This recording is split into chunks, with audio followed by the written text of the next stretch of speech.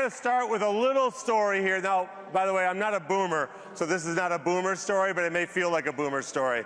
I'm going to tell you a story about a dad. He's got two kids. They're twins.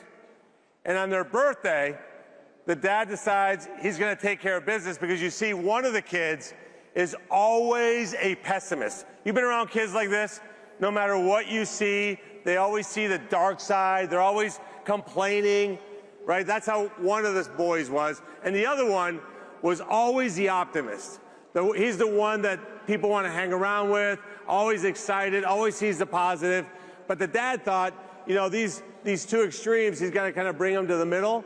So it's these twins' birthday, and they're 14 years old. So the dad goes out and buys every toy imaginable that a 14-year-old could want, puts every toy in the pessimist room, thinking this kid's going to wake up on his birthday, and he's going to be so happy, he's going to flip and be normal. And then he's thinking, what do I do with the optimist? Like, how do I make him see that things aren't always perfect? So he hatches a plan, and he fills the kid's room with 3 feet of horse shit. And he thinks this kid's going to wake up and be very upset. So now it's the morning of the birthday, and he hears crying, and he goes, aha. He's seen the horse manure, and he's upset. But the crying is coming from the pessimist room.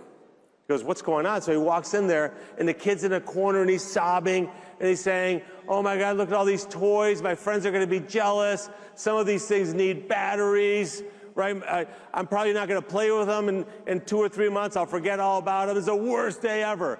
And the dad's like, oh my God, this kid, I can't take it. Walks out of there, and he's walking down the hallway into the optimist kid. This kid's laughing and yelling, so happy. He's like, what is going on? He opens the door, 3 feet of horse manure, and the kid's digging through it. And he goes, there's a pony in here somewhere. So who are you? Which one are you? Because you are facing a challenge in this country unlike a lot of other generations haven't faced. Joe Biden and the Democrats took this country almost to the point where you could have inherited a country that was broken, that there was no future or American dream for you. But which one are you? Are you the one that's going to sit in the corner and cry about it? Or are you the one that's going to dig through and find that pony? And right now, there's a lot of ponies out there for us to celebrate. And it's important that when you leave here today, that you don't just go back home and say, you know what, I had a lot of great speakers, and people are going to ask you who you met, what speech you liked the most. But what ultimately you got to do is you got to have a to-do list. You got to go out there and spread the word. See, because what you're up against when you go back home and you feel like you're the only kid in your school that's normal and you're surrounded by all these lunatics on the left. Now, maybe some of them are a little crazy, okay? But the biggest part is they just don't know the truth. They don't know what's actually happening. They're listening to CNN, MSNBC. Can you imagine waking up every morning and you have Joe Scarborough for breakfast and The View for brunch, right? Your head would be destroyed, right? So your job is to go talk to these people, not with a point of arguing with them, but with facts.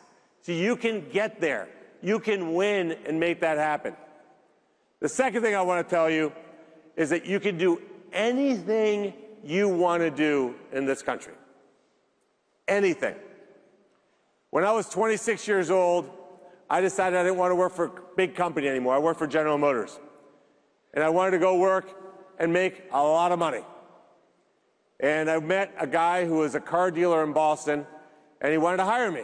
He said, well, what do you want to do, like sales, like an assistant? I said, no, I want to run the place. He goes, yeah, no, eventually you'll get there. I go, no, I want to start in that position. The guy goes, I'd never hire you to be your general manager. And I said, well, if you think that way, I would never work for you. He goes, what do you mean you never work for me? 3 hours later, he hired me to be his general manager. I had never worked at a car dealership in my life, but I thought I could make a lot of money doing that. 12 years later, we grew from 5 dealerships to 55. I was making more money than I could ever imagine in my life. And I get a phone call from a guy you may know, Roger Penske. You see these big trucks that say Penske? And he says, hey, I heard you're a pretty smart guy. I've got this dealership in Cleveland, Ohio. It loses a fortune. It doesn't sell any cars. It's terrible in every way possible. I'd like you to buy it. And I'm like, well, that sales pitch, you would turn that down, right? I took every cent I had in my life, every cent I didn't have in my life, moved my 4 kids and my wife to buy that little dealership. And I knew that if I lived in a world in which I was extremely successful, that I could get through the tough times. So the day that we're closing on a deal, the show was filled with people. I'm like, this is going to be great. Look at all the customers. We've finalized the transaction. Every cent I have in my life is long gone. My sister lent me her kids' college tuition money. I'd maxed out my credit cards. But I'm thinking, look, but I got customers. And then when we were done, everybody left. I didn't realize they all worked for Penske. They were all there for the closing. There was nobody there. And the last thing I remember that day is one of the executives turning around and going, good luck doing nothing all day. I was either going to succeed or I was going to go broke. We took that dealership, made it the largest seller of luxury automobiles anywhere in the entire central United States. I then built 14 more dealerships. Over the next 10 years, we did $1 billion in revenue.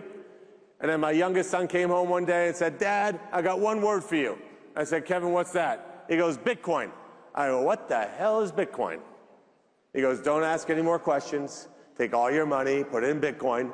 By the way, it's 2014. I should have listened to him. I got on the phone with my financial guy as a joke, saying, hey, let's put all of our money in Bitcoin. Well, don't do that. But, you know, this blockchain technology is interesting. I said, really? I go to a different room. 2 hours later, I decide I'm going to sell all 15 dealerships. I'm going to risk it all again, start a company that uses blockchain to make the car titling process digital. So we're going to use new technology to sell government something they've never done before, which is to save a ton of money, doing things more efficiently with an unproven technology that nobody on earth has ever done. We did that. The company is now extraordinarily successful. I sold it to Stephen Cohen. He bought my shares. And I did that because I said one day, I'm sick of watching these completely inept politicians go to Washington, D.C. They have no idea what they're doing, and they're destroying this country. So if I can't find the person to do it, I'm going to do it myself. So I hired some political people and said, hey, what would it take to run for Senate? They said, run for Senate? Like, no. It's not how it works. You got to run for, like, mayor, then state rep. And I go, no, I'm not going to do any of that. I said, I just want to run for the United States Senate. And they said, well, you can't really do that. It doesn't work that way. So they said, let's do a poll. And they came back with a poll, and they said, it's really bad news. I go, what do you mean? They said, well, you're at 4% statewide. And I said, well, that's actually really good news. Like, I can't believe 4 out of 100 people know who I am in Ohio. That's pretty incredible. Well, they said, well, the margin of error is 4%. I said, still good news, because it could have been, that was 8%, right? The pony, right? It could have been 8%. We went into a primary where I was up against a guy who had won 8 elections in a row, 4 primaries and 4 generals. He was at 35%. Everybody told me there's no way you're going to beat this guy. We won every county in Ohio, all 88 counties, and beat that guy by 35 points. Then I'm in the general election. I'm up against a guy named Sherrod Brown. All right. This guy had been in elected office for 50 years. He had won 17 of 18 elections. Nobody thought I could win that race. What happened? We beat that guy and kept him at 46% of the vote. We stomped him. And I got to do the greatest thing ever. I got to do an acceptance speech that night. When I went out on national television, I looked right at the camera and I said, Chuck Schumer, you're fired, buddy. You're out as majority leader, because we took over the Senate as Republicans because of that race. And I say that to you not to in any way brag about anything. This took a total team spirit. My point is to every single one of you, never, ever listen to people that you say that you can't do something here in this country. This is the greatest country on earth, period. And you can accomplish whatever you set your minds to. Never be boring. Never be ordinary. Never do what other people are doing. Chart your own course and make a reality for yourself. This country was built by explorers. This country was built by warriors. This country wasn't built by whiny people who looked for victimhood. This country was built by tough people who knew how to get through adversity. And look, the greatest thing, I'm going to give you another example. 13 years ago, I met a kid, 18 years old, comes and sees me in Cleveland. I said, what are you doing? He said, I'm raising money to start an organization. I go, what is that organization? He goes, I'm going to change the way young people feel about American politics because they're getting indoctrinated in their schools. I said, really, what are you going to call it? He goes, Turning Point USA.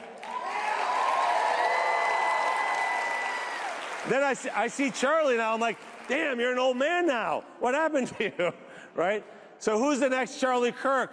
Are they out there at the stage, out there in the audience? Who's the person that's going to make things happen?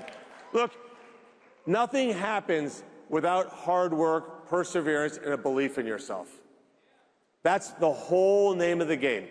And you are so fortunate that you happen to be in this country that was built for you to accomplish these great things. So look, we have a lot of things to do. What I want to do, though, is I'm going to pause here because I want to hear what's on your minds. I went through the most expensive election in American history. There was $230 million of negative ads spent against me. So any question you ask, it's impossible for you to hurt my feelings. All right, so let's see what you got for questions out there. See where the microphones are. Come on out and tell me what's on your minds. There you go.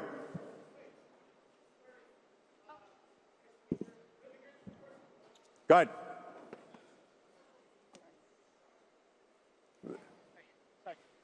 Sorry about that. Hi, first I want to say you're the good Bernie of Washington. Yeah. I'm reforming the name Bernie in the United States Senate. You're the bird. So I wanted to ask just what your thoughts were on cryptocurrency regulation in Washington, D.C. I actually did some work for a guy, John Deaton, in Massachusetts. Yeah. And he ran against Pocahontas. Look, the problem we have in Washington, D.C. on digital currencies, it's not an ideological issue. It's not Democrat versus Republican. It's old versus young, dumb versus smart. The reality is we got to give certainty to the financial system. Look, how many of you guys have a checkbook? Raise your hand if you have a checkbook. Right? Not many of you. If this was 20 years ago, it'd be everybody. Right? You want to be able to transact without middlemen. That's what digital currencies allows you to do. And we've got to create that technology right here in the United States of America. And we're going to make that happen in the next couple months. Appreciate it. Thank you. To your right. The real question is, since you went to U of M, are you an Ohio State fan? OH! Ohio! Hey, look, the only saving grace, I went to Michigan because I wanted to be in the car business. The only saving grace is that Sherrod Brown went to Yale. So it was like in the scheme of things. Look, and by the way, he's a full-pay student at Yale. But look, obviously I support Ohio State. And by the way, who was the national champions last year? Just saying. Just saying, Ohio State. No. How did that work out, Notre Dame? All right. Hey, Bernie. My name is Barrett Lemaster from Centerville, Ohio. Nice. And I'll be attending Miami University this year. I want you to tell us how you're going to work with our future governor, Vivek Ramaswamy, to make Ohio the best state in the country. Oh, that's, look, here's what you're seeing. You're seeing a movement, and President Trump started it. Look at President Trump, J.D. Vance, Vivek, myself. These are people totally out of politics that are going there to serve this country to make it better. It's what our founders envisioned. Our founders didn't want these permanent political people like Chuck Schumer and Joe Biden. They want outsiders to run this country, and Vivek's going to do a great job in Ohio. How do we retake Massachusetts? Oof, Massachusetts. Look, I lived there for 12 years. I had a dealership in Massachusetts. I said I would never set foot in that godforsaken state again. Look, it's going to require a total movement on your part to have people see the light. Look, Martha's Vineyard is the epicenter of Democrat politics today. People in Martha's Vineyard who think that they are smarter, more intelligent than everybody else. The heart of the Republican Party is working class Americans. So look, if you live in Massachusetts, come to Ohio. I don't know that it's possible for you to make that happen. Look, I'm out of time. Thank you for making this happen. Let's go out there and get something done. Thank you, Turning Point. Appreciate it. Thank you. Thank you.